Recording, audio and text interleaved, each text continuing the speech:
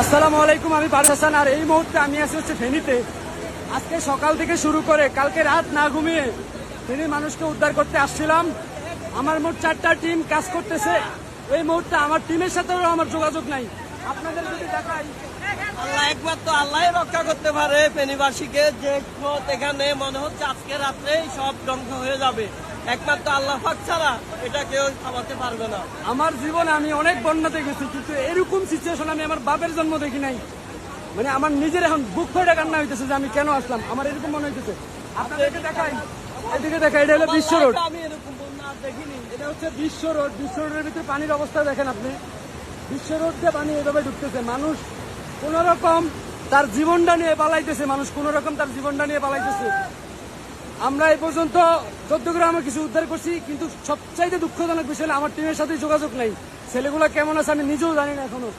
আর এখান থেকে আমরা কই জানি যাইতেছি,